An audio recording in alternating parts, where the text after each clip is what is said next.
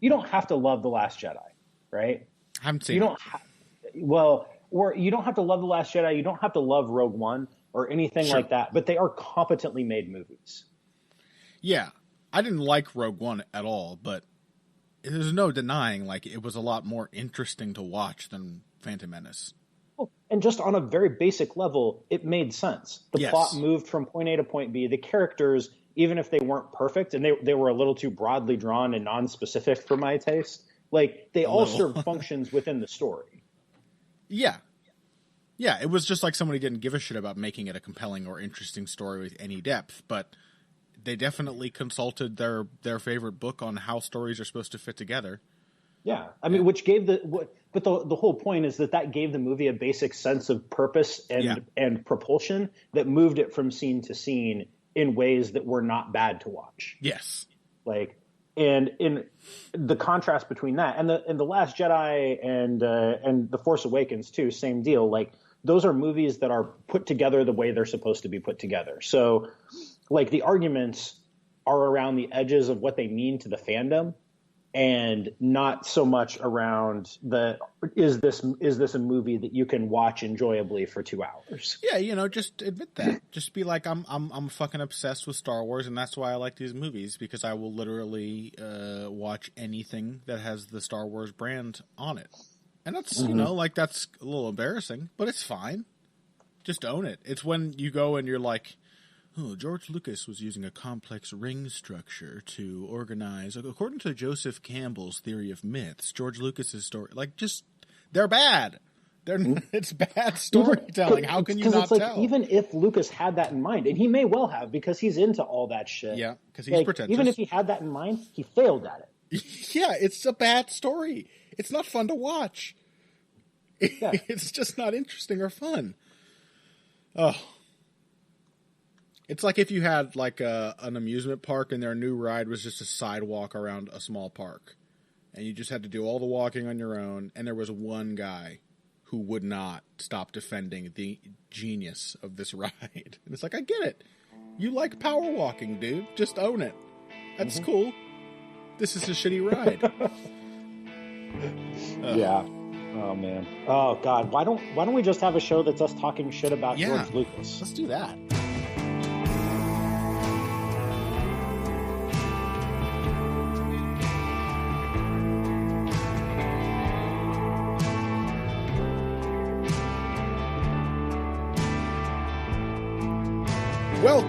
Welcome to another edition of Heavy Hands. I am your host, Connor Rebush, and with me is Dr. Patrick Wyman, whose voice will hopefully sound less stilted.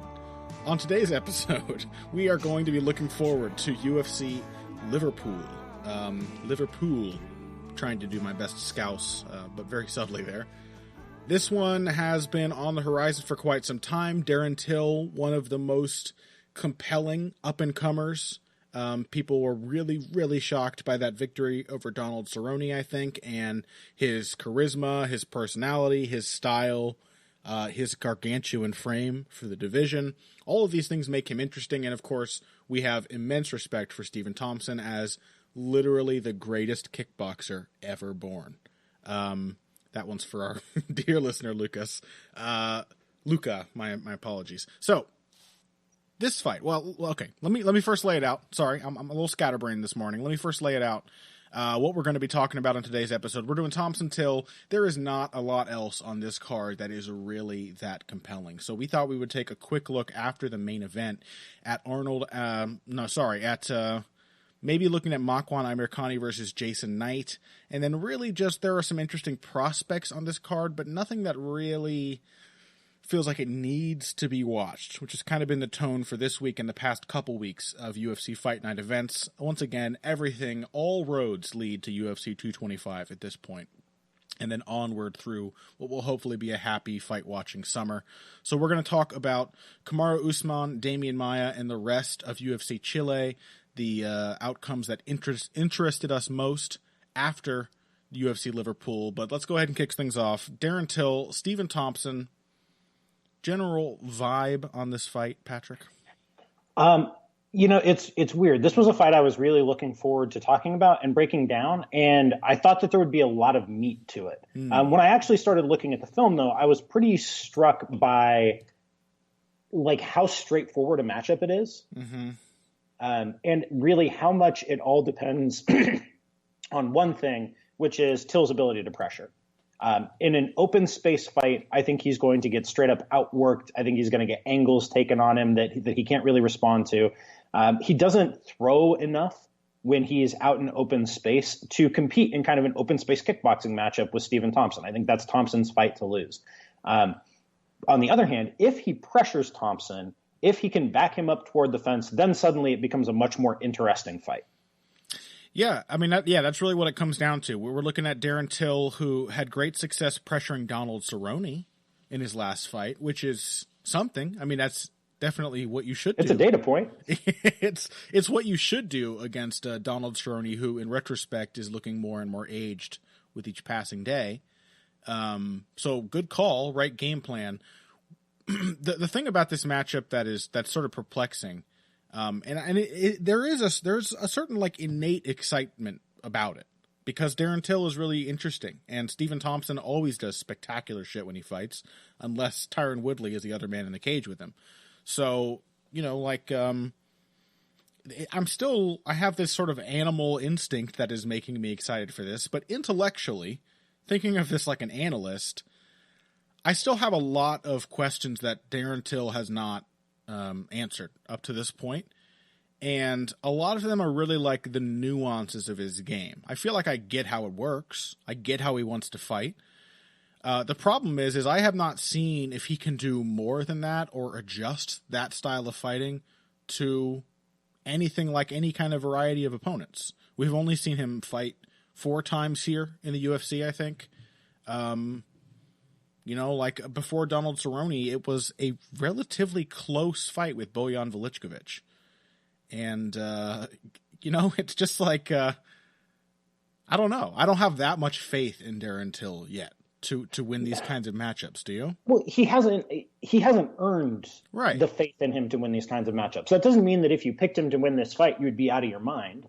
But you're picking based on his potential. Right. And as a guy who really loves potential, there's a lot of things to like about Darren Till that you can pick out and be like, okay, if we take as our assumption that he is going to be great, then we can point to these specific things that he does now that, given a little more time to develop, are going to be the things that makes him a great fighter. Yeah. Right. Like you can point to his raw physicality, right? Like he has a huge frame. He's incredibly quick. He's got cracking power. He's got both athletic power and kind of snappy power where he hits you at just the snappy part of the shot. But he also has a lot of kind of raw athletic horsepower behind it. He really turns his hip over. He's fast. He's explosive. Like he's got all of that to point to. He's got great balance. There's a lot to like kind of about the physical gifts that he brings to it. There's a lot to like about his mindset in the sense that he is extremely confident. He does not really seem to care if you hit him back. He appears to be very tough. He's there's a lot to like about every single piece of that there. In terms of his game itself, you have to like that he seems to know what he does, right? Like he understands kind of the contours of his game. He understands the strikes that he likes to throw. He understands what they're supposed to do and how they're supposed to work together to form a coherent whole. He's very left hand heavy, but he plays with that left hand. He changes up the angle. He changes up the timing and the rhythm. He changes up where he throws it from. He does a good job of looping it around your guard or under your guard or through your guard, depending on what you're doing. He does a good job of combining it with his left kick. So he'll use his left hand to move your defensive guard around and then try to kick around it, or vice versa. So it's a very straightforward game that usually depends on Till putting pressure on you, either subtle pressure or, as we saw against Cerrone, heavier pressure. Yeah, that last sort of chunk of skills that you mentioned, it strikes me as the most relevant to a matchup like this. The ability to just Till, what really sets Till apart from the rest of the crowd, there are a couple things. The confidence is really big. The personality is big, and it does stand out. But it's just sort of the general trickiness. Like there is a level of striking subtlety in some aspects of Till's game that most other fighters don't have. The things like throwing the same hand with like 5 or 6 different trajectories and like 3 or 4 different kinds of timing in how you set it up. Just being able to use the same attacks to be so left-hand centric with how you fight and still to have that left hand be unpredictable, because sometimes it comes a full beat after the jab or a half beat, and sometimes the jab is just a feint, and sometimes it comes without as much power, but it comes right at your chin. Other times it's a sweeping shot. You know, as you said, there's a lot of tricks up Darren Till's sleeve, but it all comes down to pressure, and that has never been more true for him than in a matchup like this. The opponent, a more difficult to pressure opponent than he has ever faced before. So how does he get to a position where he's able to stand in front of Stephen Thompson is the real question here. And can he keep himself in front of, or rather, can he keep himself between Stephen Thompson and the center of the cage?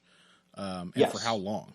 That is the fundamental question here. And I think it's intimately tied to another fundamental question that we need to see Darren Till answer. These two are connected. Mm-hmm. It's, can Darren Till score? Can he just score points? Yeah, right. Can he be methodical in the way that he attacks? Can he, with Thompson, in order to pressure him, it can't just be a matter of footwork. Till is going to try to use his jab and his left hand in some combination to push Thompson straight back, right? But that's not enough. You need to attack Thompson's ability to move laterally. So when we have seen fighters have some measure of success in pressuring Thompson, it's been because they did things to cut him off. It's been because primarily they throw kicks. When you throw a kick and you hit Stephen Thompson's legs or body, he stops for just a minute. Just for a moment, and that gives you an opportunity to do something else to follow up on that. Mm-hmm. That gives you an opening to push him back. It gives you an opening to put together 2 or 3 more shots. It causes him to stop and think for just a second. And that's the key to pressuring Thompson, is to force him to stop and think, to not just let him have the ability to move with impunity, to cut his angles and do his blitzes and draw you onto his counters. So if Till is going to be able to pressure him, he can't just jab him and try to out footwork a guy who's got pretty good circular footwork. Mm-hmm. He needs to cut him off. Now, Till throws really hard round kicks, really good round kicks, mm-hmm. But he needs to commit to them consistently and use them strategically here. Yeah, and that's the part that I have questions about. Yeah, and I think another key for Till is going to be, I rewatched the Stephen Thompson's fight with Jorge Masvidal again. And I do think there were a lot of strategic failings for Masvidal in that fight. Still, I think he really could have done more to put himself in position to pull the trigger more. But what a lot of that fight came down to is there were several key moments where Masvidal upped the pressure and was like, okay, I'm going to move laterally. I'm going to stay in front of him. I'm going to defend myself. And Thompson realized, as many outfighters often do, that he needed to scare him off. He needed to hit him with a shot, and then he was going to adjust to that. He needed to hit him with another shot, and then he just, so he needed to have 4 or 5 tricks, pull them all out of his back pocket at once and have them ready to go. And he did that.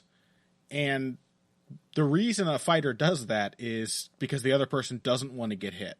And Darren Till being a little more willing than Masvidal typically to exchange, to just stand there in front of somebody and as they're trying to hit you, try to hit them twice as hard.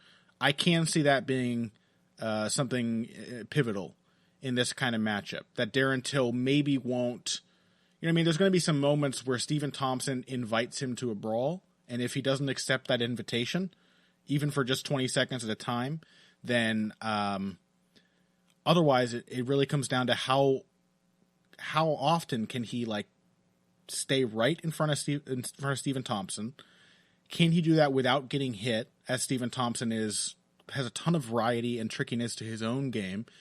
And can he do it, and this is really, really important in my eyes, can he do that long enough to get a finish or win the fight before he gets tired? Because I still have a lot of questions about the gas tank of Darren Till, especially if he comes into this fight still thinking, I can finish everybody I fight. That seems to be his mentality. Even though he's gone to decision now, I think at least twice in the UFC, it's what if Stephen Thompson just isn't shook and it's round 4 and he's kicked your legs and your body, and it's like, oh boy, I can't really keep chasing him this much. And then the more tired you get, the more of a target you become.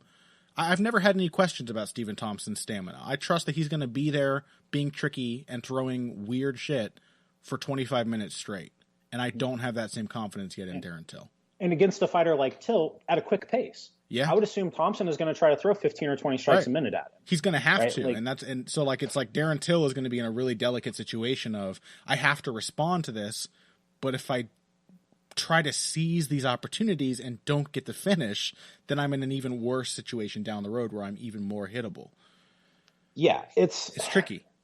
Yeah, it is a tricky it's a much trickier matchup for Till than I think it looks like on paper. Because on paper you see big, powerful puncher going in there who's going to have some opportunities to land clean shots. But it's really dependent on his ability to not just pressure, but to really control that, right? Like it's not going to be enough here for him to occasionally back Thompson up and land a couple of clean left hands. Like he has to do that consistently because one of the things that we have not seen from Till, like I saw, a little bit of assuming that if the fight got into the pocket, that would be an advantage for Till. And I'm not convinced of that.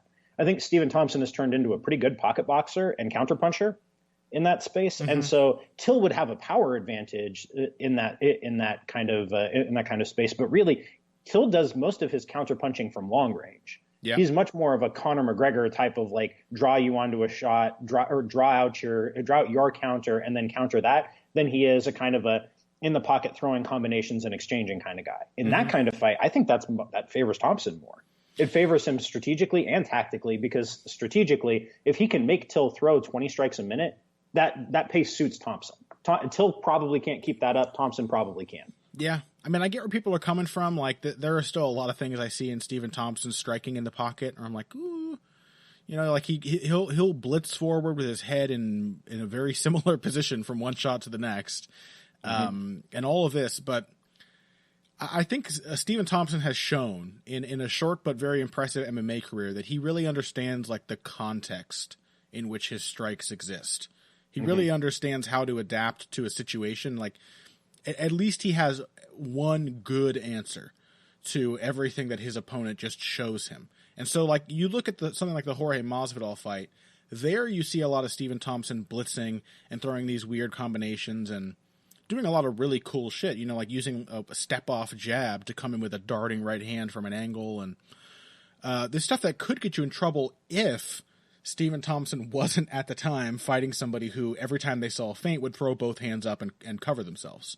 And so that left him feeling free to do that kind of stuff. In other matchups, he doesn't always do that. I mean, he really picks his spots very, very well and looks like a much more experienced MMA fighter than he is, which I guess is because he's actually quite an experienced striker, and it was really just about learning how to control the fight so he could fight his kind of fight.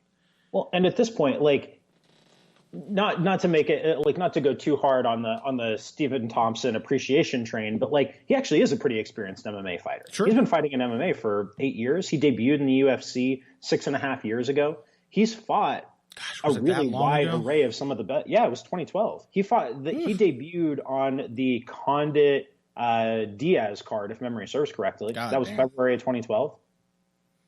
Poor Dan Stitchin. Yeah. Yeesh. Lord. God, that fight. So yeah, I mean that was the debut. Yeah, absolutely. But that's the look that Stephen Thompson has. Like, that's the sort of vibe he gives you. He knows exactly how to control and orient the different aspects of his game. He even more than Darren Till strikes you as unbelievably calm in his fights.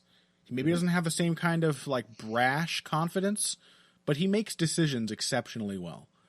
And, like we have seen fighters that we consider very good struggle a lot more with the likes of Rory McDonald than Stephen Thompson did. Those kinds of things are still very impressive to me.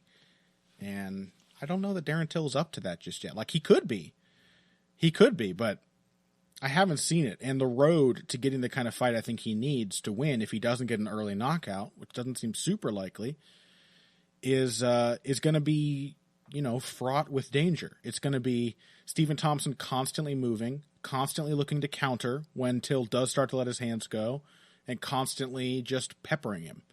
And all of that while, Darren Till's, I have to imagine his energy tank is just going to be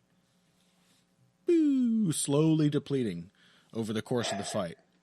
Yeah, I think this is one of those things where it's going to look real obvious either way. Like, I have a hard time seeing this being kind of a back and forth, like 48-47 decision for either guy.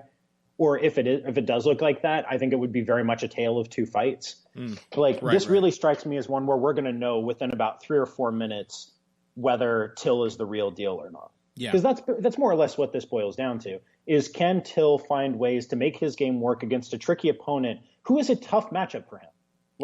This is, I think that's kind of the baseline thing here, is that Thompson is a really slick, talented, and experienced striker who is not going to stand in front of Till and let him do his thing. Like, Cowboy Cerrone, despite knowing that Till was going to pressure him,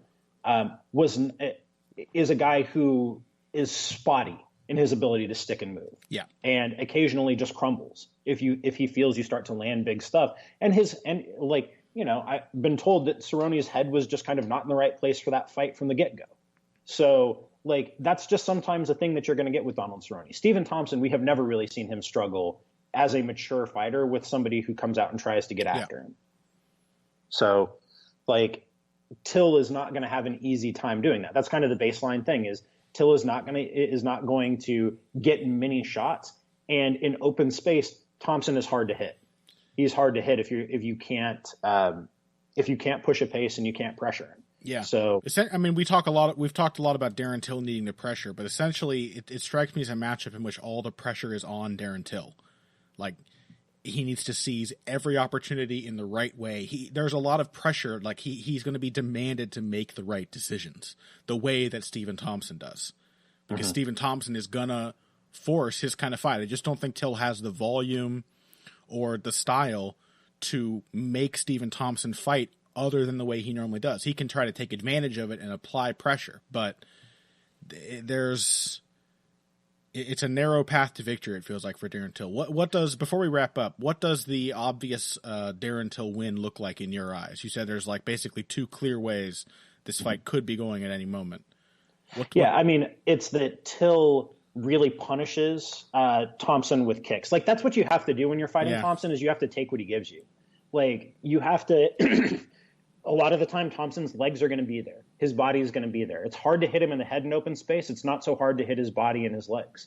So kick him when you can, pressure him when you can. And when he's backed up, you got to throw. You got to take advantage. You got to throw a bunch of strikes at any given time and make him pay for those kind of momentary lapses. Because Thompson does have momentary lapses, right?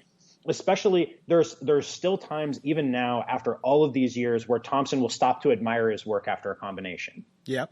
And that's something that Till can do in open space, is when Thompson blitzes him, after Thompson is done throwing, just hit him right back, right? And Till is kind of uniquely capable of exploiting that, given his length and power and his ability to hit a kind of a tricky angle of his own, right?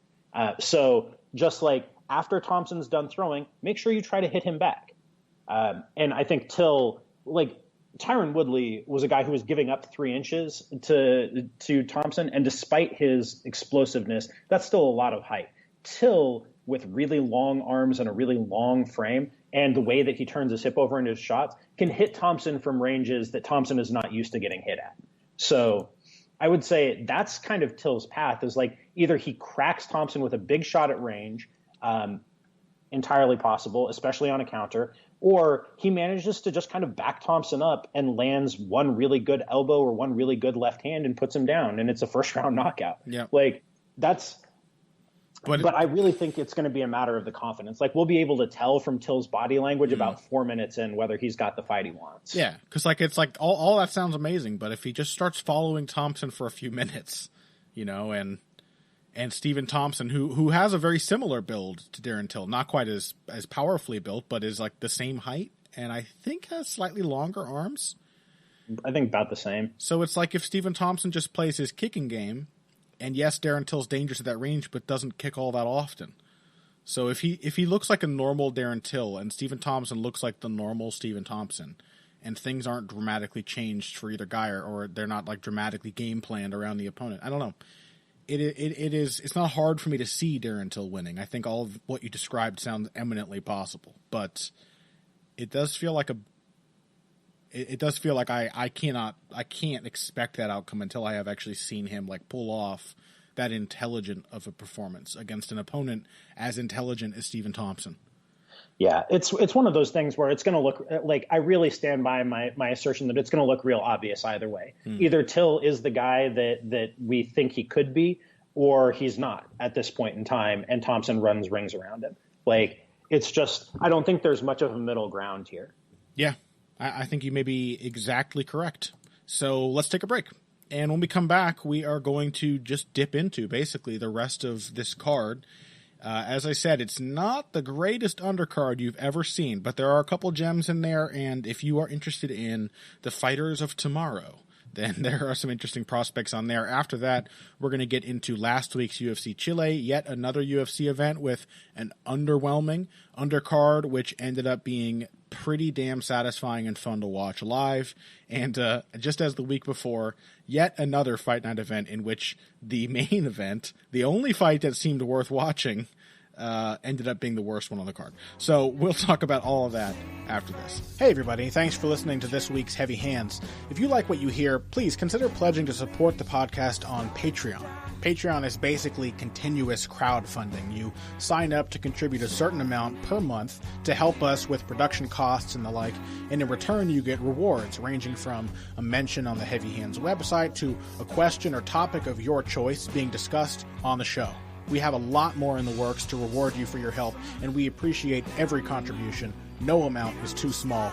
Just head over to patreon.com and find how you can help out the only show dedicated to the finer points of face punching.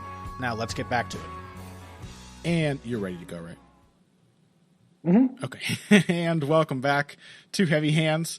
Let's talk about Makwan Amirkhani. And Pat, you may be thinking to yourself right now, who? Is that a name that I've heard in this lifetime? And no, it's not. Makwan Amirkhani was a really, really interesting fighter when he debuted. He had like a 7-second knockout over Andy Ogle and has amazed us all with his chain wrestling and grappling abilities since then, but has not fought since March of 2017. And at that time, he had not fought since February of 2016. And at that time, he hadn't fought since June of 2015. So he has had 4 fights in the UFC and debuted at the very start of 2015. He's only had 4 fights. Doesn't feel like there's a ton of momentum. Why should we still care about Makwan Amirkhani, who is, by the way, taking on Jason Knight, himself coming off of a terrible defeat in his last fight? 2 terrible defeats. 2 terrible defeats, yeah. So I think because Amirkhani is talented, because he is an exceptionally gifted wrestler, he is a really, really, really strong grappler who combines his wrestling and his grappling in fun ways. His striking game has not yet come along, but given his physical gifts and given the threat of his wrestling, you could see him turning into a pretty functional and solid striker. Like, is he a guy who's going to challenge for a title? No, probably not. But he's fun. He's got personality. And his game makes sense in the way that it's put together. Now, Jason Knight, conversely, another guy who kind of fun, a willing striker, if not necessarily an especially good one, a really dangerous submission artist, a surprisingly decent wrestler, and especially in his first couple of UFC fights, a guy who was kind of surprisingly quick and athletic. He has not looked like that in his past 2 fights. Maybe that's a level of competition thing, or maybe like a lot of dudes who fight way too much, their bodies just kind of break down. Yeah. I mean, I'll be honest. He looked rather overtrained in both of his last 2 fights to me. Yep. Sort of an outsider, guess, but he looked like a worn-out version of the guy we had seen in previous fights. And, Makwan Amirkhani, I don't know. The dynamics of this matchup, all right, what are both guys good at? Makwan Amirkhani, aforementioned, chain wrestling, incredibly fun, flowy grappling, nonstop scrambling, aggressive submission game. That's the ace up his sleeve. That is what he's really good at. At any moment, you have to watch out scrambling or letting Makwan Amirkhani tie up with you. Jason Knight, furious striking, insane durability. That may also have taken a hit. But I guess what I'm expecting here is to see Jason Knight's rubber guard matching up against the transitional top game of Makwan Amirkhani. It's kind of hard for me to imagine that early on in this fight, Jason Knight is not going to get taken down because Makwan Amirkhani pushes for it so damn hard and uses so many ways of attacking from different angles to get the fight to his preferred phase. What do you think of like Jason Knight's ground game? You know, we have seen glimmers of it. We have seen it has at times looked very impressive, but prior to his UFC run, it was like a lot of finishes from the bottom and did not look like the style you would expect to really work at a high level. Do you think it's a high level enough guard to match up well against Makwan Amirkhani's top game? I just think that the number of guards in MMA that are capable of matching up against even above average top games is extremely limited. Yeah. So, and I don't think Knight is one of those. No, I think you get him into transitions and let him scramble, and then you could maybe get something going. But I think that Amirkhani's wrestling game and athleticism and kind of physical gifts are going to make this a real rough night if Knight decides he's okay with those kinds of scrambles. Yeah. Like this just strikes me as a fight where there's going to be a lot of transitions and Amirkhani is going to win practically all of them. Yeah, but he also might get really tired doing it. Yeah, that's true. Which is now like Knight has not shown like fantastic cardio in fights where he's been pressed. True. There has been fights in which he's pressing the other guy that his cardio seems to stand out. Yeah. I think it's a matter of confidence and control.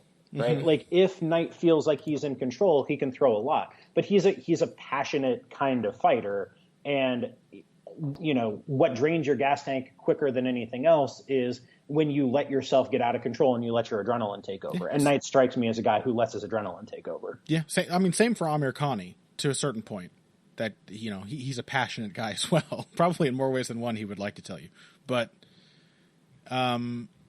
you get the sense that he has the kind of game that demands an answer more than Jason Knight does right from the get-go.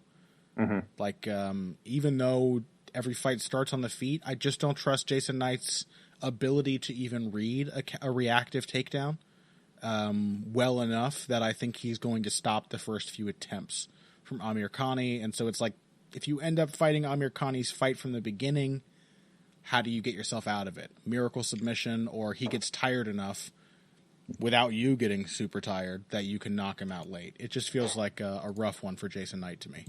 Yeah, I mean, it's kind of a question of how does your game scale, right? And like Amirkhani's game scales well against opponents like this who don't have outstanding takedown defense, aren't huge takedown threats of their own.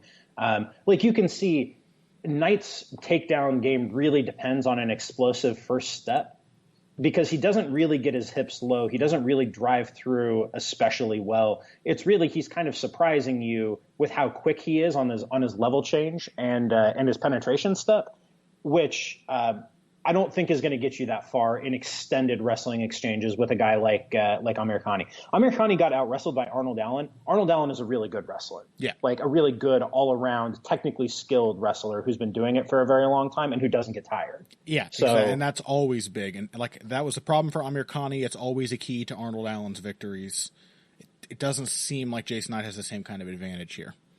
Yeah, I would say so. This smells to me very strongly like either a late second round submission for Amirkhani or a kind of a one-sided unanimous decision. From Jason Knight's Wikipedia page, Knight had a tattoo covered up he reportedly received as young as 15 of a large chain link fence and a skeleton apparently standing in a pose reminiscent of the one popularized by former champion Chuck Liddell. Does that surprise you? If you could have asked me what kind of tattoo Jason Knight would get covered up, that would be close to the top of my list. It would be chain link fence with skeletal Chuck Liddell. Okay, well, that's a good note to end on. It feels like I still have hope for Jason Knight. I have a little more faith still in Amirkhani, but also these guys are kind of like, in the current landscape of the featherweight division, they feel like pseudo prospects. Both of them still need to prove something, I think, before we can say, all right, they're climbing the ladder. Jason Knight smells like a kind of an action fighter who could hang around if he fights 2 or 3 times a year, but not as one who fights 5 times a year. Whereas Amirkhani feels like a guy who with a couple of good matchups and a kind of a surprising upset win could get his way to the fringes of the top 10 if things play right. Yeah, but that will, having kept up his usual schedule, also take him about 3 years. So yeah. Okay, momentum is happening, but what else on this undercard stands out? What are the reasons to watch this undercard? What are the reasons to tune in to... Boy, I've been looking for an excuse to sneak in some Scouse accent into this episode, Pat, and it has just not materialized. I think I've lost my confidence. I've not been able to let go one fucking great or anything, you know? But anyway, what's fucking great about this undercard? Anything? Oh, I can't hear you. Doesn't look like we lost the call. I lost your mic. Oh. There you are. Can you hear me? Yep. Okay, yeah, something went wrong with I don't know what is going on with my audio today. Sorry about that. It's weird. Every time I use my Scouse accent, something always happens where they can no longer talk to me. Yeah, I wonder why that is. It's very strange. I haven't figured it out myself. Anyway, what's good about this undercard? I think it's the prospects. And so I want to start with my favorite one, Arnold Allen, who is still very young. He's still only 24. Despite debuting in the UFC all the way back in June of 2015. So he's been in the UFC for almost 3 years. He's only fought 3 times. Has also not fought since Makwan Amirkhani's last fight.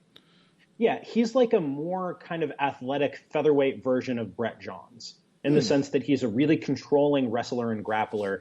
He's a pretty good pocket boxer. He's got a lot of experience. He started fighting very young. He comes from an MMA family, like his dad was a fighter, and just has quite a bit of talent. Not an insanely good athlete, but pretty athletic and very strong when he gets his hands on you.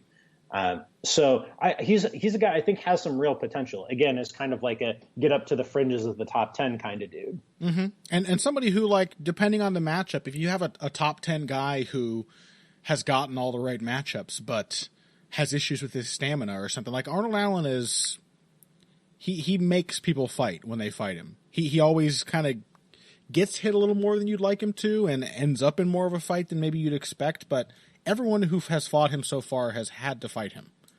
And he drags them in to that kind of... He's just a grinder, you know? Like in every single phase, he is just a grinding type of fighter. A very process-driven guy. Yeah, absolutely. And I think that's going to... Like he understands what he's doing. He understands how his game works. He understands what his opponent's trying to do to him. And, it's... the dude is a solid fighter. So he's not like the flashiest or most exciting prospect, but I think he's just going to end up being a real good guy if he can stay healthy and string together a few fights. It's not like you need to watch this guy per se, but it's like this guy seems like he's going to be around for a while, so you may as well get used to him. You may as well watch him now. Yeah, exactly. So Allen is one. I'm still a Tom Breeze fan, have been a Tom Breeze fan for a long time. He is making what should be his middleweight debut here, fighting Dan Kelly, the immortal Dan Kelly. Mm-hmm. So what do you make of that? Well, I have some concerns about Tom Breeze. He hasn't fought since one of my favorite uninteresting fights of all time with Sean Strickland way back in June of 2016. It has been now almost 2 full years since Breeze's last fight, and he had an injury in there.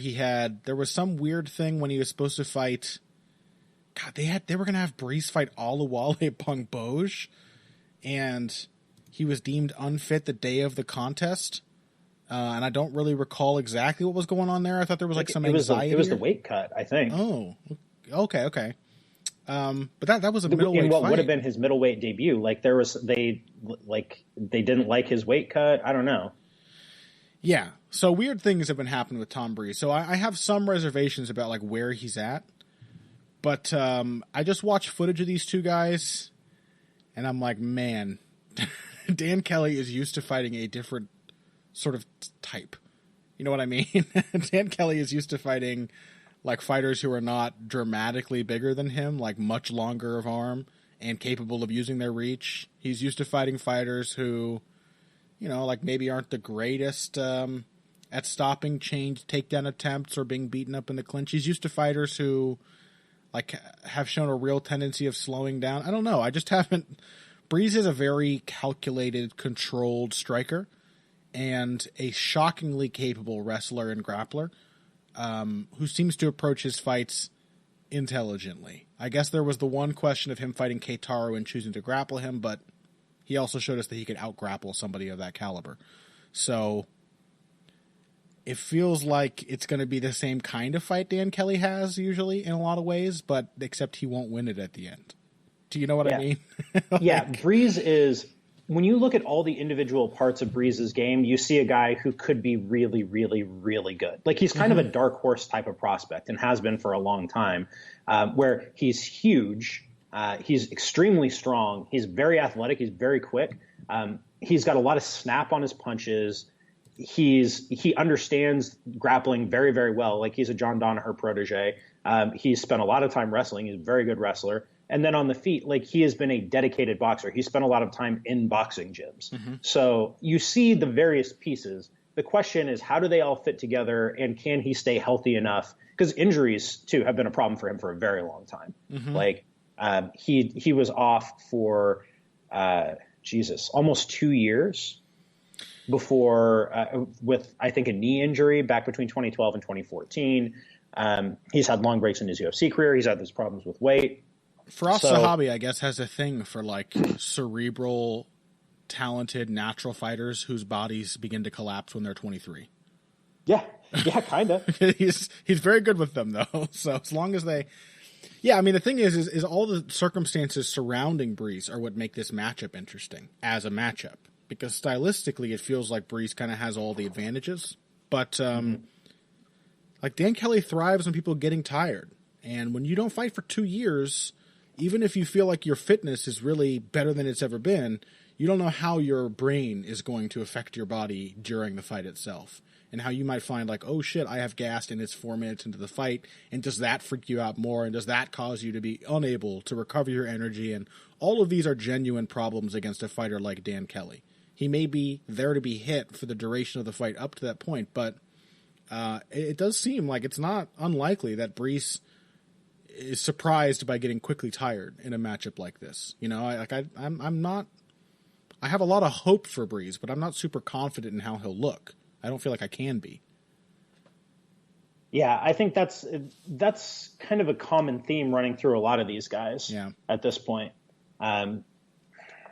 It's just a lot of questions about how it's going to work out. Like, it's not a coincidence that these dudes started fighting very young. Like, I think Breeze was like 17 when he had his first pro fight, or 18 when he had his first pro fight, and had amateur fights before that. Arnold Allen had amateur fights when he was a teenager. Like, I don't think it's a coincidence that a lot of these dudes have bodies that are not especially, or Rory McDonald too, have bodies that are kind of breaking down by their mid-20s. So MMA not as forgiving to start as a kid as boxing. And I think we have learned that at this point, at least not the way it's trained nowadays. One more shout out, not really going to talk too deeply about his game, but Carlo Soli Jr., you may have seen him on a pretty recent Cage Warriors card. He fought Nicholas Dalby, who was returning from a layoff with some like serious personal issues, and it was a triumphant return for Dalby in many ways. He looked like the Nicholas Dalby, the quote-unquote prime Nicholas Dalby we saw when he first came into the UFC a few years ago. But lost a close and thrillingly exciting fight, non-stop back and forth, to Carlo Soli. So we're looking at an action fighter who can go for 3 hard rounds, who has a very flashy and interesting kicking game, and Soli is one to watch. I'm not exactly sure like what his ceiling is just yet, but he's fighting Brad Scott, who's making his welterweight debut.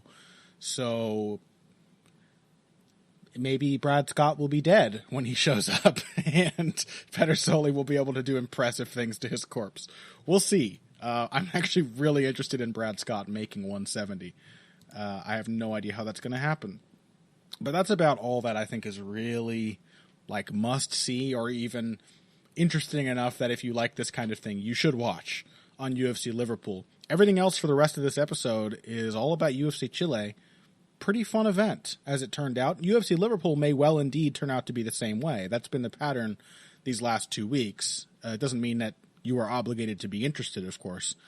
But some good shit happened on this card, Pat, and some compelling shit as well. let's go ahead and dive in on the main event before we touch anything else. Kamaru Usman and Damian Maia fought to a 5-round decision. I have to imagine this was not the sort of fight or the exact result that Kamaru Usman was really hoping for when he was talking about this being like an opportunity to make a statement and prove that he, you know what I mean? It was. Yeah, I mean, he apparently broke both of his hands or had some kinds of hand injuries mid-fight. Yeah, so, I heard like second and third round, which happens, but also he lost the first round when both of his hands were working.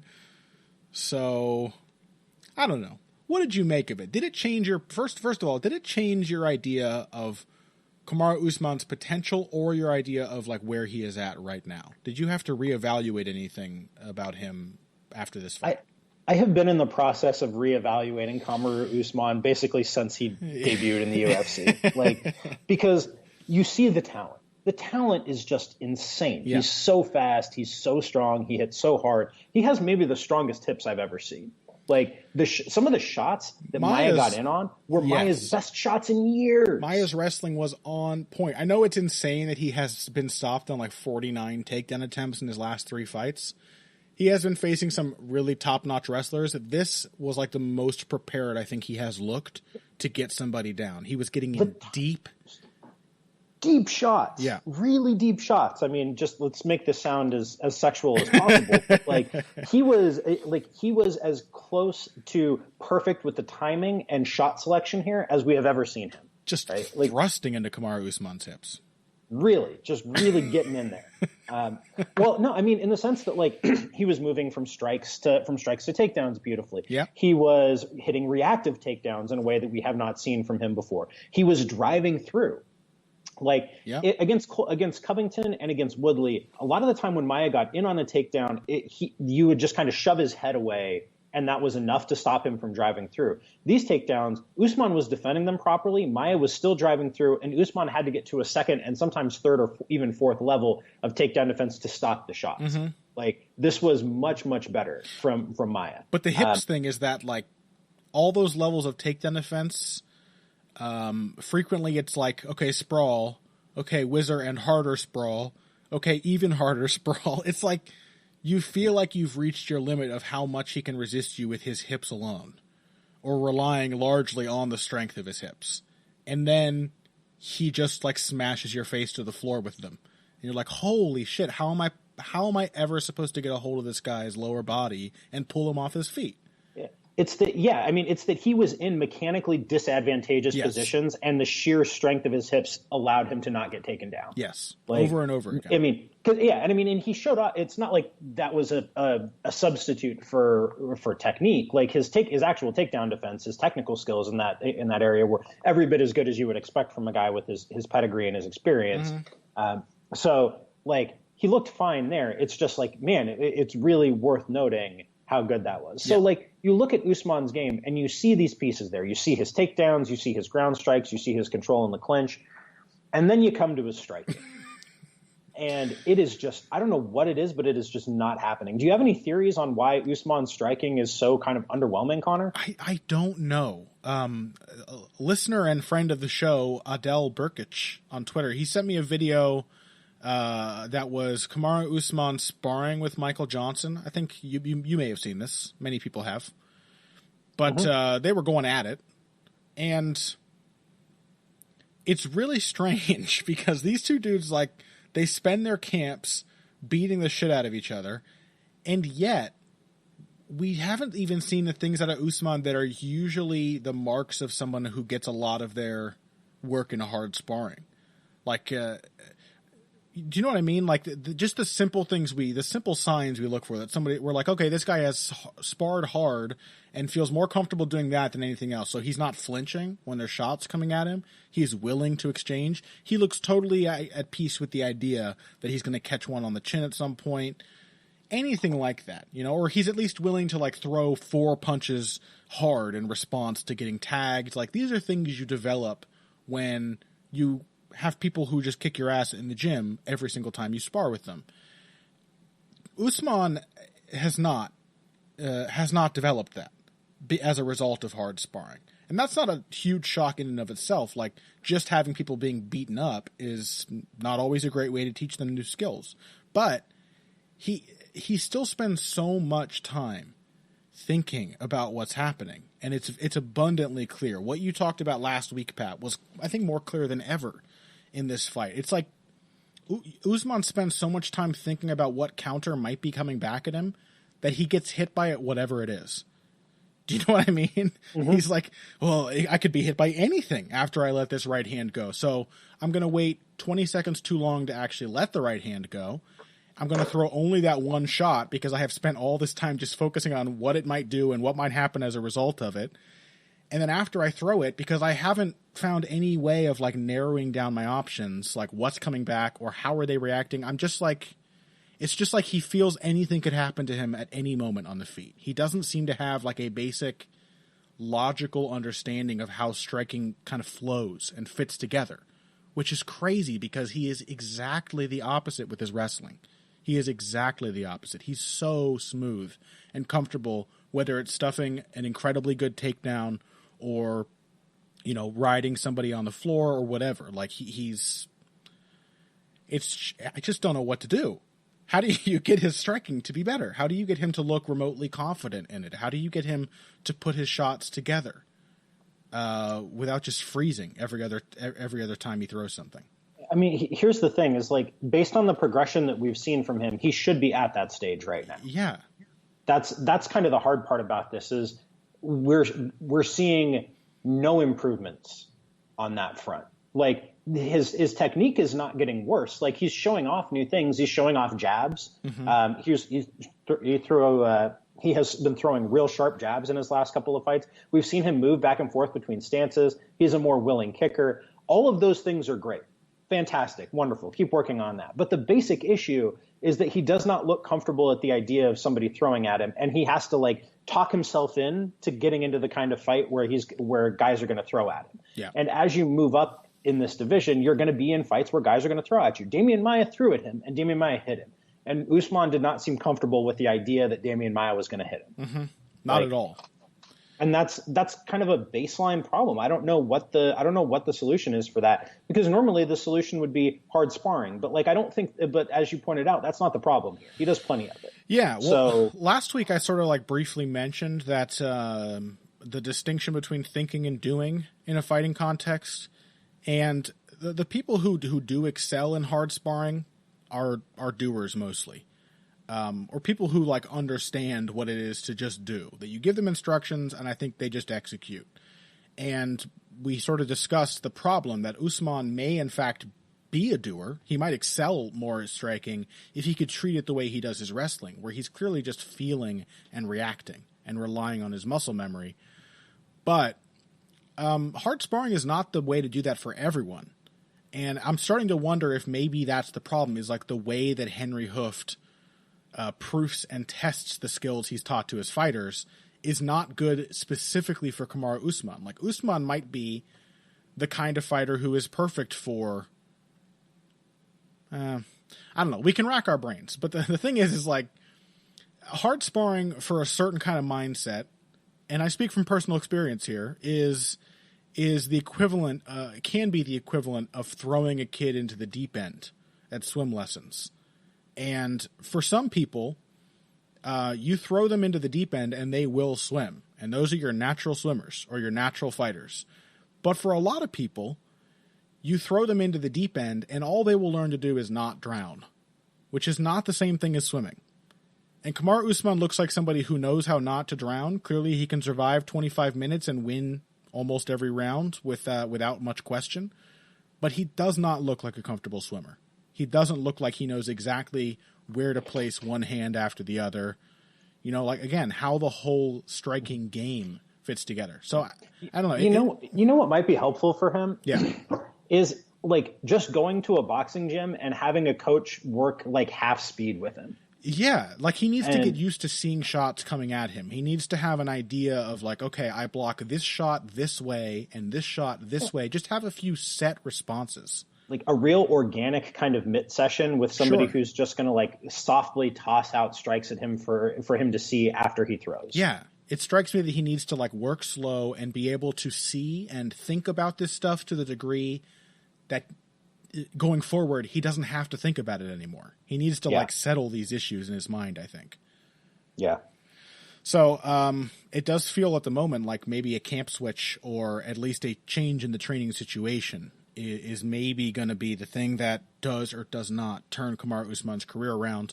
The good news for him is that most of his fights... I mean, his career doesn't need to be turned around. He's winning fights. It's just like, if you want to... Like, he has so much potential that the standard next to which we're measuring him is the very greatest fighters in the world. He is a top 5 welterweight. Absolutely. And the good news for him is that in most matchups, he tries to wrestle, which, again, he's astoundingly good at. Okay, so this was one more thing I wanted to ask you about here. Should you be afraid to take down a tired Demian Maia in the 5th round of a fight or to engage with him on the ground? I mean, yes, if you're not a fighter. You know, like, yes, if you didn't spend all the time before this matchup talking about how you were going to make a statement and you know what I mean? Like, I understand it. I understand why Usman took the safest possible path to victory here, but he should have wrestled. He had Demian Maia so dead to rights. Like, Maia was so tired he couldn't even think of like the obvious opportunity to fake a takedown and throw an uppercut or something as the fight went on. Like, Usman was there right in front of him. Maia was feeling the pressure.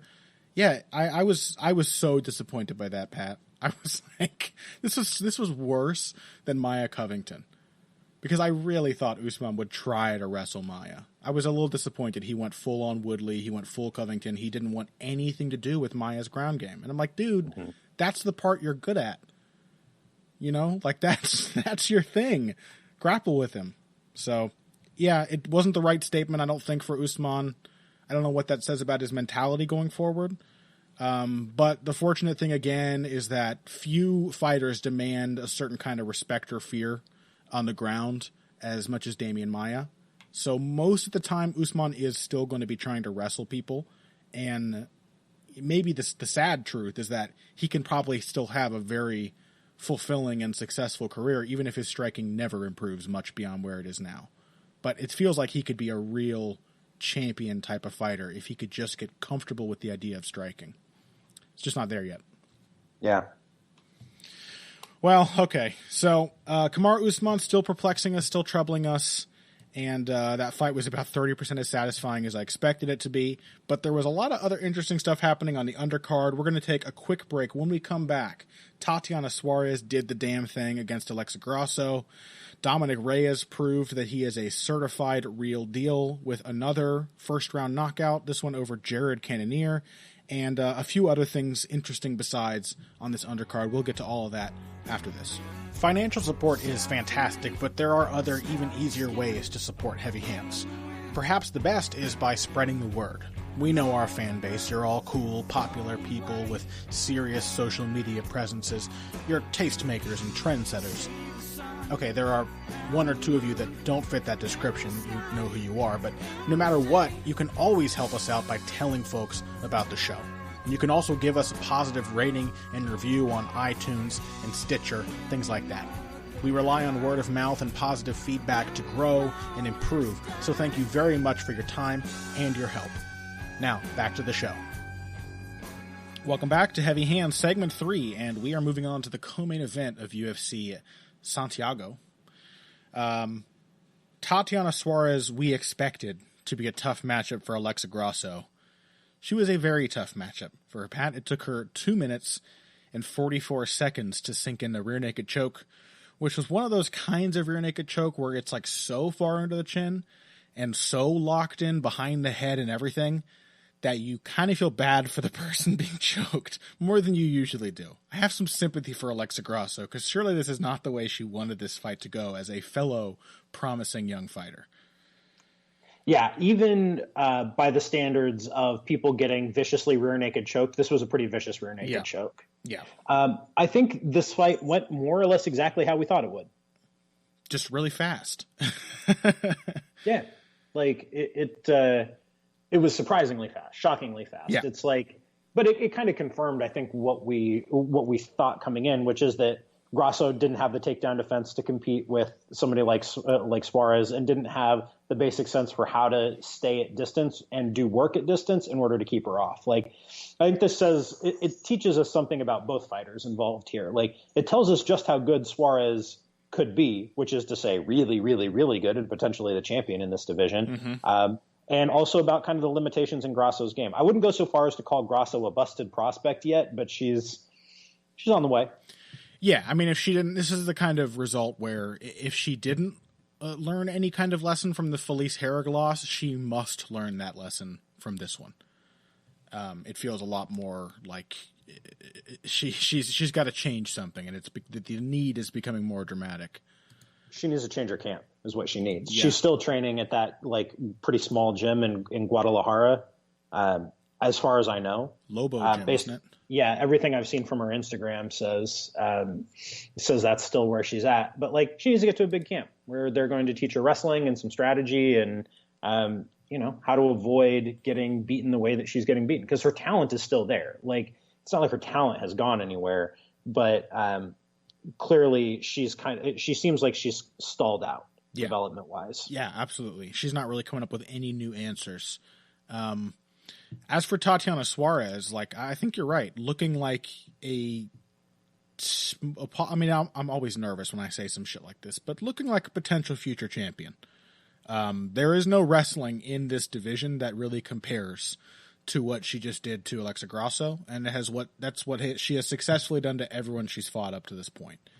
What we mentioned last week about her ability to just like grab a leg from an upright clinch position was really useful here when she got Grasso against the fence.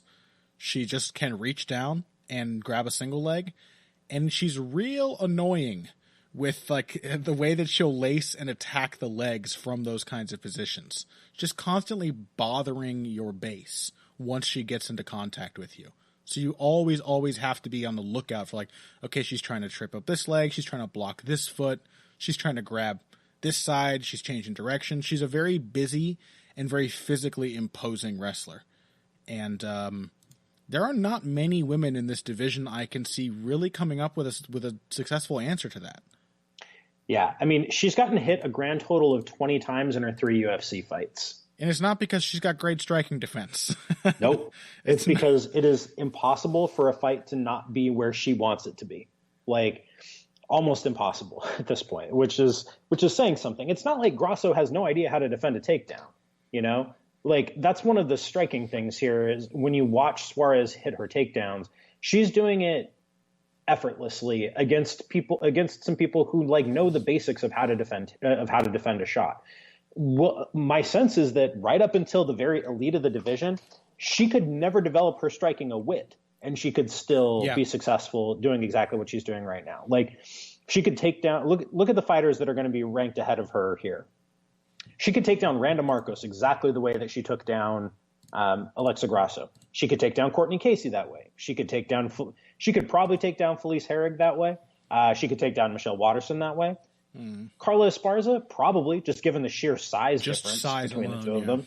I think she would only really struggle with that against like Tisha Torres, Claudia Gadelia, Andrade, Jędrzejczyk, and Nami Yunus.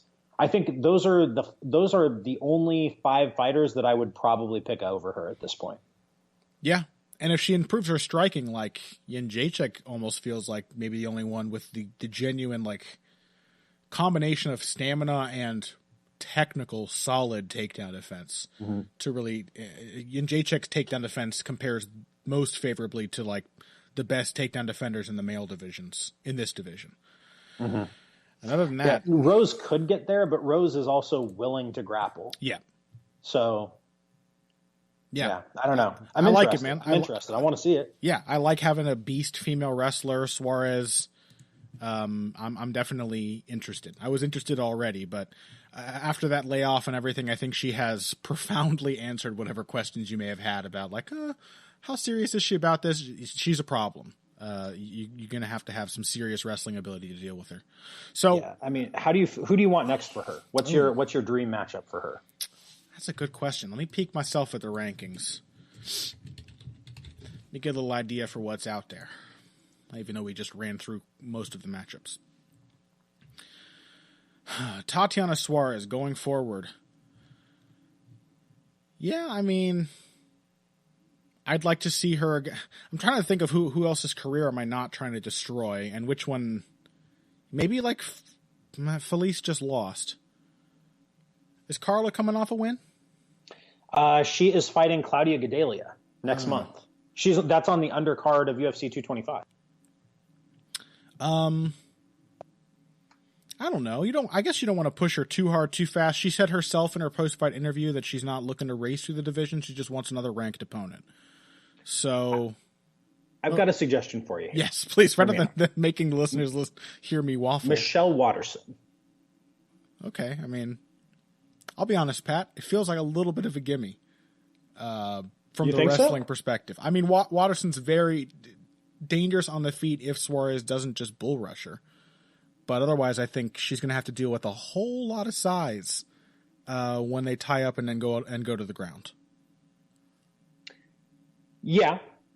But Waterson is an established veteran with a striking game that could severely trouble somebody as inexperienced as Suarez. And it's not like Waterson doesn't know how to wrestle either. Yeah.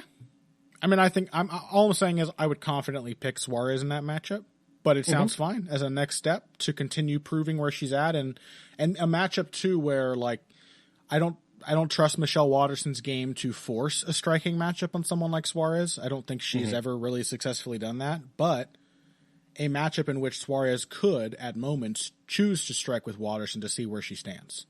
Yeah. So it could be a good growing opportunity. Yeah, I don't hate that. I would pick Suarez for sure, but I don't hate it. Yeah, I was going to say it's somebody like that, or not a lot of other top 15 fighters coming off of wins here. It'd be somebody, I don't know. I wouldn't mind seeing her fight Angela Hill, but I feel like she's just so much bigger than Hill that she would kind of toss her around. Mm-hmm. Yeah, it's crazy, man. Looking at these rankings, like it really doesn't get up until the top 5, where you start to look at matchups where you're like, ooh, I don't know what would happen here, and I'm not sure Suarez is. No one should expect her to be ready for those matchups yet. So, yeah, I like Waterson. Why the hell not? I mean, what else is Waterson for in this division? I mean, it's pretty clear she's not going to become a champion. She's quote unquote marketable, but she's there because people care about her, and so therefore maybe they'll care about the people that beat her. In my mind, from a promotional perspective. Yeah. All right. Well, what about Dominic Reyes, Pat? We knew this guy was killing people in the first round. I think this was sort of a question answering sort of matchup. We needed to see less just Reyes knowing he could run his opponent over at any moment. An opponent that would demand his respect, and then see how he responds to a little pressure. Yeah, I mean, I thought Cannonier would give him more trouble than he did. Right. Me too. That was the surprising thing. Like this was a questions asked and answered kind of fight. Yes. Where we knew Cannonier is a very technical striker, right? Like Cannonier is not just some dude. Like he's got a lot of experience on the feet. He's a good striker. He puts together good combinations, nice jab, and Reyes still kind of ran through him. Reyes also showed off some real slick defense here. Mm-hmm. The head movement was real sharp. Is it perfect? No, not yet. But it would be more surprising if a guy as talented and experienced as Cannonier couldn't hit him than if he did. Yeah. I mean, he looked like I'll say first of all, I picked Jared Cannonier in this fight. I thought that Cannonier's experience and pressure would be I just hadn't seen, again, a question asked kind of fight. I had not seen Reyes asked these questions before, so I wasn't confident in what his answer would be. He answered them with aplomb. The thing I really liked about this is that obviously Dominic Reyes' frame is a massive advantage for him in this division. He's huge. He is so tall, has such long limbs. He can head kick people from halfway across the cage. What I liked is that he looked as if he had prepared for somebody to get past his reach. Mm-hmm. That's where the defense really came in, is he would throw a hook or a jab and then be ready for the counter, be ready for Cannonier to explode past the edge of his range and come in with a big shot. He was ready to slip, to change an angle, and to come back with a counter of his own. So he was not just using his reach to keep Cannonier at bay, which he did at points, and he was not just avoiding when Cannonier did get past the reach, but he was punishing him for getting close to Reyes, which is a nightmarish feeling to have as the smaller fighter. That when I'm at range, I'm a sitting duck, and when I get inside, he's making me pay every time for daring to get inside. It makes it very difficult to fight a guy with Reyes' frame and his power. Yeah. He's an exceptional athlete, right? Like, I don't think that was really clear to me until this fight, primarily because you look at the two dudes he fought in the UFC before this, Jeremy Kimball and Joachim Christensen, and then the dudes he fought on the regionals. Like, it's not hard to look like an athletic god next to those guys. Yeah. You know, but Jared Cannonier is very quick, very light on his feet, has very fast hands, and Reyes was still markedly faster than him. I did not realize until after this fight that Reyes was a Division I football player and that he went to the NFL Combine. So, what position did he play? Can you imagine? imagine? Defensive back. I think he played safety. At his size, really? Monstrous safety, like a 6'4", 220, probably 220 when he was in college. Yeah, he looks more like a basketball player than a football player. That's crazy. Yeah, I mean, that is just beastly. But so you can see this is a dude who's been in strength and conditioning programs since he was a teenager. Yeah. Like, you see that in the explosiveness and the quick twitch. And I think where you see it most of all is in the kind of subtle confidence and the way that he works, where he just does shit and doesn't let his heart rate get up too high. Like, he keeps himself very under control. Even in those flurries after he hurt Cannonier the first time, you could tell he was just ice cold as he was working. And something that we've talked about a lot on this show is what's the difference? Like, how do you work at pace without exhausting yourself? How do you go after a hurt opponent without exhausting yourself? Well, you do it just by staying perfectly and completely calm. That, to me, was the most impressive thing that I took from Reyes' performance here. Yeah. And we are realistically still looking at a guy who has only one time gone out of the first round. That was against a guy named Kelly Gray in his third pro fight. And it was a decision, which when I see that kind of thing, when I see a guy who finishes every single fight in the first round and then has one weird decision on his record, I'm like, okay, maybe he does hit a point where, he loses his energy or he can't come up with more ideas. But just seeing him come up with a few different answers here, it gives you, I think, more faith in, like, he has developed and seems like a fighter who will continue to develop. I still can't feel super confident about a guy who has almost never gone outside the first round until I see him do it against a good opponent. But that James Toney style uppercut, dude, was so awesome. I'm kind of sold on this guy. Like, I'll put my flag out there right now on this dude. I'm kind of sold on him. I think the combination of athleticism, I just saw shit in that fight with Cannonier, like the shot selection. Yeah. The uppercut that he hit wasn't just an uppercut. It was a step back counter uppercut at an angle. He did it the way Toney would do it. He shoulder rolled to go under the overhand left, and then he stepped back into almost an opposite stance to give his left hand room to throw the uppercut as he pulled away. Like, it was very smooth, man. It was really that's some real high level advanced shit for a guy who's this young into his career. He's apparently, for this fight, I see that he was training in Denver. He was training with guys like Curtis Blades, like Neil Magny, that crew of dudes. Those are some pretty legit dudes to be working with. You're going to develop if you're training in that kind of room. Also, he has a wrestling background. He wrestled in high school, so it's not like he's a novice when it comes to that either. And I see from looking at his Instagram, he's a boxing fan, which tells you he probably's got some appreciation for the finer points of that kind of boxing stuff. You almost said it. You almost said the tagline of the show. Yeah, the finer points of face punching. Yeah, no, I mean, this, as far as I can tell, he seems like that dude. He seems like a guy that we should feel real confident in a division that does not have a lot of dudes that you should feel confident in. Yeah, it's kind of like complaining about how Kelvin Gastelum's game hasn't changed when the circumstances dictate that clearly it doesn't have to because it still works. Yeah, I mean, it's not like there are actually a few kind of young light heavyweights that are worth watching. Tyson Pedro is one of them. I think he's fighting here pretty soon. Next week, I think. Yeah. Oh, is he really?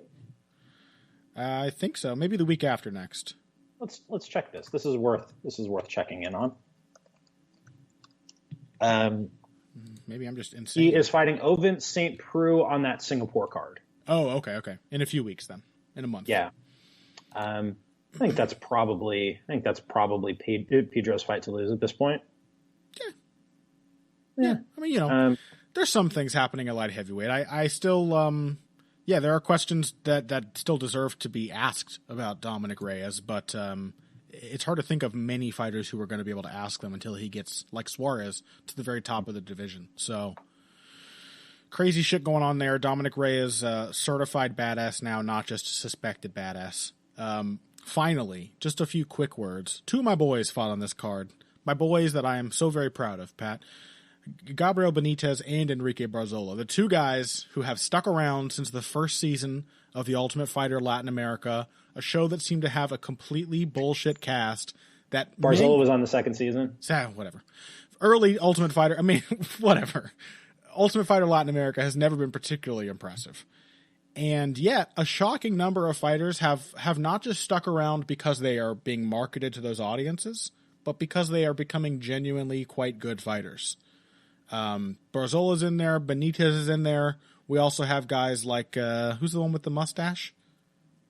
Jose Quinones? Yeah, Jose Quinones is turned out to be a very solid fighter as well. But Enrique Barzola has been my favorite since that, I guess, the second season of The Ultimate Fighter Latin America. As soon as I first saw his game when, studying to preview that event, and I was like, this guy moves weird, and he hits big takedowns, he likes ground and pound, and he doesn't get tired. He keeps pushing a pace, and there was just something very compelling about the way he fought. In a just world, Enrique Barzola is 6-0 in the UFC at this point. He lost a very disputable decision to Kyle Bochniak. Although fair is fair, he won a at least arguable decision over Gabriel Benitez last year. So, but, he called out Zabit Magomedsharipov after this performance. He chain wrestled the fucking life out of Brandon Davis, beat him up savagely on the ground at certain points. And I just have a ton of respect for like how clever and savvy he is as a fighter who spent his early years, competing in Peru, where we don't really think of it as having much of an MMA scene. And yet he has this really savvy, process-driven way of fighting, where it's like if you end up fighting Enrique Barzola's fight, you can be pretty damn good and still lose. He understands how his game works, and I have a ton of respect for it. Do you think he deserves a fight with Zabit Magomedsharipov, Pat? They won't give it to him, but do you think he deserves it? Yeah, that's exactly the fight you don't give a guy that you like in the way that you like Zabit Magomedsharipov. Because Barzola, I don't think he wins that fight, but I see how he could. Right. And you don't want a guy with zero name value that you don't see as being especially marketable beating the dude you've picked out. Sucks though, right? Because how is a guy like Barzola supposed to get over? Fight Jeremy Stevens just like everybody else. Yeah, that's one way of doing it. Yeah, I don't know. I want to see Barzola get kind of a name guy though. He if deserves the UFC wants to come back to Latin America, Barzola could be the dude. I'm trying to think let's look at this. Who could he fight? Who would be fun? Calvin Kattar. I like that. Kattar's got some. And Anton Moicano. I like that too. That's maybe, yeah, but I like that. You've got kind of a log jam of these up and comers right now, and one of them is going to need to fight somebody further down. Yeah. So, especially with Chad Mendez returning to the rankings after I think he probably beats the crap out of Miles Jury in July. Yeah, I like that though. There's kind of a foot in the door for Enrique Barzola, and it's hard not to look at this fight and say he's for real. His wrestling at the very least demands a lot of respect. It's very difficult to get this man off your hips and not get taken down once he's attached to you. And a weird game surrounds that makes him shockingly effective against a wide array of styles. So, love El Fuerte, man. He's just awesome, and I want to see him. Let's do it, man. Carnero sounds good to me. I think that sounds perfectly justifiable. All right. Otherwise, that's pretty much it for us. Next week, we have that this coming weekend, of course, we have that Thompson Till card. So next week we'll be back to talk about that. And hopefully, as with the last couple of weeks, we will have stuff that looks more interesting in retrospect than it does, before the fact. There's a good chance of that. Often slightly lower level matchmaking does end up in more finishes and more exciting fights. So we'll hope that this is that kind of card as well. We will also have the chance to preview a main event at the very least that I know we're both very interested and excited about. Jimmie Rivera versus Marlon Morais. That is happening in Utica, New York. Once again, not a great undercard with just a couple of gems sprinkled throughout, but I am looking forward very much to Rivera Morais. Some heat on that matchup, and also an important one for the future of the bantamweight division, which, as we know, is the best. So that does it for us. Pat, before we wrap up, got anything coming out this week? I have a new episode of Tides of History coming out on the kind of later manifestations of the Protestant Reformation. So talking about John Calvin, Henry VIII in England, and then the Catholic Counter-Reformation afterward. So got that coming. Had not just the first episode on the Reformation come out last week, but also the second episode of our book club. So if you're interested in kind of popular history works, we talked about the Old West, about the American West, 3 of my favorite books on that particular topic. So check them out. Nice. All right. Well, let's see. Find us on social media. Comments, questions, concerns. Want to be blocked or muted on Twitter? You can do that in so many ways. So find us both on twitter.com. Pat is at Patrick_Wyman. I'm at Boxing Bush. That's BUSCH. Facebook as well. Facebook.com/either Patrick Wyman MMA or Connor Rebush MMA. Like, the show on YouTube if you are watching it or listening to it there. Share it with your friends if you are downloading it from the RSS. Are you on iTunes? Apple Podcasts, they call it now? Give us a nice rating and a review and, do all this stuff. We appreciate it. We appreciate you listening, but come on, we're putting in hard work here on the show. You could tell some people about it. You could do something. So anyway, thanks for tuning in this week to Heavy Hands. We'll be back next week again for Thompson Till recap and Rivera versus Morais. UFC 225 is so close at this point, and we'll be talking about that one as well very soon. Until then, if you all joined us today for the finer points of face punching, you came to the right place. This has been Heavy Hands.